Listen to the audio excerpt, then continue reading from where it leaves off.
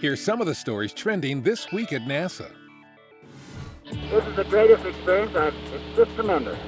On June 3, 1965, NASA astronaut Edward White became the first American to walk in space when he spent about 23 minutes outside the Gemini 4 spacecraft, maneuvering around with a handheld oxygen jet gun. That mission also was the first time the agency's famed Mission Control Center at the Johnson Space Center was used.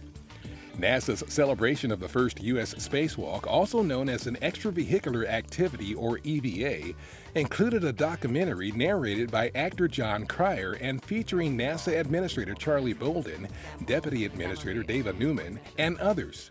The film, titled Suit Up, focused on the 5-decade history of spacewalks and the future of humans working on a tether in space. NASA's Associate Administrator for Science and astronaut John Grunsfeld was one of 4 people inducted into the U.S. Astronaut Hall of Fame during a recent ceremony at Kennedy Space Center's Visitor Complex. The other inductees are former astronauts Steve Lindsay, Kent Rominger, and Imre Sada. That brings the total number of Hall of Fame space explorers to 91.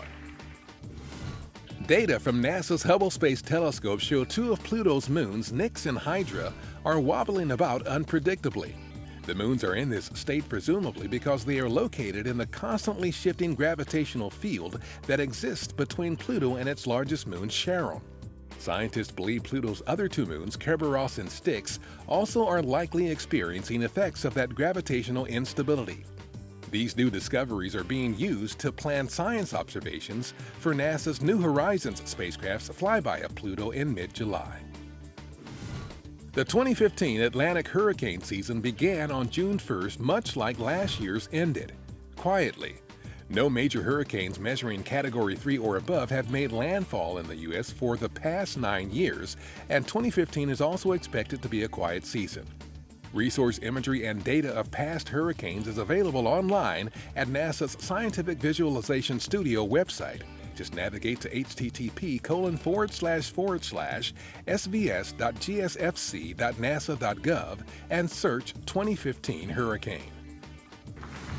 NASA Administrator Charlie Bolden helped recognize the best of the best at NASA during the Agency Honor Awards June 2nd at Kennedy Space Center.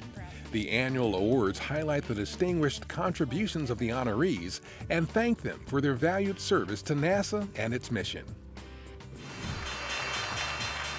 NASA officials and representatives from the agency's commercial partners rang the closing bell of the New York Stock Exchange on June 4th.